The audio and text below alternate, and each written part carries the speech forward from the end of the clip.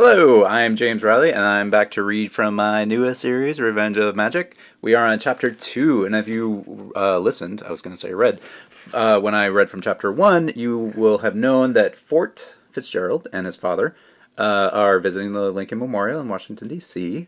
As you can see on the cover, that may not go very well.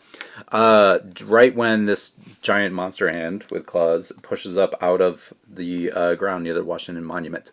So that's where we're at. Everyone's running, but all the people are kind of running in straight lines, they're running silently, like something's going on. So there's something weird happening other than this giant monster attack, which is totally normal. So, Revenge of Magic, Chapter 2. What is that? The girl next to Fort shouted, her voice cracking with terror. Fort couldn't respond, could barely breathe. This wasn't happening. This type of thing only happened in movies, not in real life. Definitely not in the middle of Washington, D.C. That's where I'm from. Enormous, black-scaled fingers pushed up through the ground, sending grass, rock, and dirt flying in every direction. A muffled roar sounded from somewhere beneath them, and Fort felt it even through the ground shaking. "You get him! I'll grab her!" Fort heard his father shout from somewhere in the memorial, but Fort couldn't move. Fear pulsated through his body with every racing heartbeat, freezing his feet to the marble steps like he'd been sculpted there. TV helicopters flew overhead toward the monument, only to suddenly reverse course as they approached, flying back over the city. Sirens played in the distance too, but somehow never made it any closer. And now the crowds on the monument steps below Fort began to run off in silent waves, as if a command to escape was passing up through them one at a time. But even with the insanely ordered evacuation, the shaking ground made it hard to move, let alone run, and many of them lost their footing as they escaped.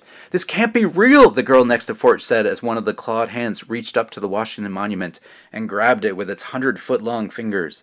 The obelisk began to tilt, then topple toward the ground. When it hit, the ground jumped beneath Fort's feet, and he found himself flying in the air, only to slam into the steps a few feet up. "Lauren, where's Megan?" a woman shouted from above him.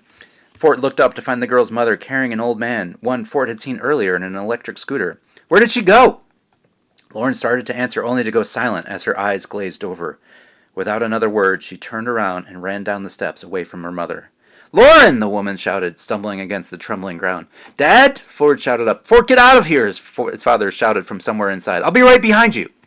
Fort looked back at the devastation across the National Mall, then turned back toward the memorial and forced his feet to move up the stairs one after the other. "Don't look at it," he thought, gritting his teeth to fight through the fear. "You can do this! Dad needs your help!" He took a step, then another, fighting to keep his balance while trying not to think about the horrific creature emerging from the ground behind him. His father needed him, and there was no way he was going to let him down. He had to run. The thought hit his mind like a hammer, and Fort instantly straightened up, his mind blank, then turned and ran down the stairs. In the distance, he could see the remnants of the Washington Monument, but that didn't matter. Nothing seemed to mean anything beyond leaving in an orderly fashion. Run! He hit the bottom of the steps and ran toward the line of people escaping. "Fort!" his father shouted, and somehow it cut through the fog in Fort's head. He slowed to a stop, then froze in place, one foot hanging in midair. "Run!" These are thoughts that are happening in Fort's head, but they're not from his mind. The power of the command crashed over him like an ocean wave, drowning out all of his other thoughts, and he started jogging, merging in line with the other runners. But as he reached the side of the Lincoln Memorial, he slowed again, then stopped, shaking his head. What was he doing? His father was still up there. A young woman plowed into him from behind, knocking him off his feet. She stumbled a bit, then continued running like nothing had happened. Fort stared after her for a moment in confusion, then looked back up the stairs to find his father carrying an older woman who'd been with the man on the scooter. Fort pushed himself up and made his way back to the steps. "Dad!" he shouted. "Are you okay? I can help!" "No, just go!" his father shouted, waving with one hand as he slowly tried to maneuver down the shaking stairs. Fort ignored him and started crawling up the stairs on all fours. As he reached the halfway point, though, the marble beneath him exploded, throwing him off into the grass to the side of the memorial. For a moment, everything went blurry and he couldn't breathe, the air knocked right out of his lungs. And then, two 10-foot-tall claws pushed up through the stairs where Fort had just been standing, and a roar shook the ground, a sound so powerful Fort could feel it in his chest. A noise like torrents of rushing water thundered behind him, and he turned to find a nightmare rising from the middle of the reflecting pool, a giant, black-scaled head covered in horns like some sort of crown. The water drained down into the hole it created, and the creature roared again, revealing what looked like row upon row of massive, razor-sharp teeth. Its red glowing eyes stared down in fury, and the sheer impossibility and terror of it froze Fort in place. He couldn't even think, let alone comprehend what he was looking at. More helicopters flew in, this time painted black, and these actually made it close to the creature. A missile rocketed out of one, slamming into the creature's head, but the monster didn't even seem to notice. "Fort!" his father yelled from above. Fort looked up to find his father on his knees on the steps just below the creature's fingers. The roof was crumbling down all around him, sending huge chunks of marble crashing into the steps. "Dad!" Fort shouted and tried to get to his feet, but the shaking was too intense. The creature's hand pushed the rest of the way up out of the stairs, closing around his father and the woman he'd been carrying. Fort's heart stopped as he watched his father disappear behind those scaly fingers. But then the old woman came tumbling out from between the creature's fingers, crashing to the grass next to Fort, with his father pushing through right after her. "Dad!" Fort shouted as the creature roared behind him.